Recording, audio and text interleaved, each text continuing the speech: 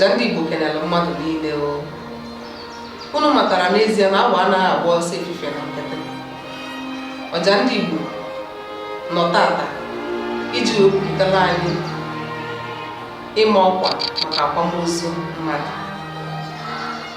Maka ndị be anyị sịrị ọnụrụ ude nwanne ya agbakwa n'ọsọ. Ọbụladị akwụkwọ nsọ si mgbe nwanne gị na-eru uju gị soro ya ruru uju, mgbe a na-enwe aṅụrị gị soro nwa aṅụrị. Ihe anyị ji bịa tata bụ ịma ọkwa maka akwamozu mmadụ. Ezinụlọ Ọbịageri Rose Beela Ọnwụ na ndị be Beela Ọnwụ niile ji obi mwute na-ekwupụta maka akwamozu di ha, nna ha na nwanne ha nwoke bụ Maazị Joseph Nwabueze Cornelius Beela Ọnwụ, onye nkụzi ụka nke nwa bekee kpọrọ pastọ. Ndị Idoma na Ụmụoji n'okpuru ọchịchị Idemmili North na Anambra steeti. A ga-akara ya ụka ofufe nri n'abalị 27 nke ọnwa Ọktoba n'arọ 2021, ebe abalị 28 ga-abụ mmemme akwamozu ahụ kpọmkwem.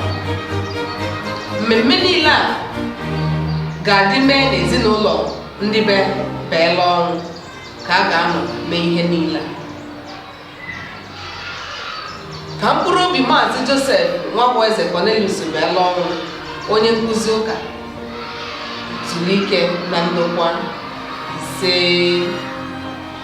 Onye binyere aka n'ọkwa bụ Maazị Arinze Beela Ọnwụ, nwa Nwabueze Beela Ọnwụ, n'aha ezinụlọ ndị be Beela Ọnwụ niile. Biko kaba na-abụ ka anyị sonyere ezinụlọ a, maka na akwụkwọ nsọ si mgbe nwanne gị na-eru uju gị soro ya ruo uju, mgbe nwanne gị na-enwe ọṅụ gị soro ya nwee ọṅụ. Ọja ndị Igbo na-asị na ụbọchị ahụ na ihe niile a ga-eme ga-agasịrịrị werere, na ndị niile ga-esi ebe dị iche iche wee bịa nọnyere ezinụlọ a n'okporo ụzọ ga-erubere unu isi. Ndị ga-efe n'ụgbọelu, ndị ga-eji ụgbọala, n'ụdị ọbụla onye ga-esi bịa, ana m asị ka Chineke wụkwasị anyị amara ya, nye anyị nchekwa, ka ụbọchị ahụ gaa na ntụziaka nke Chukwu.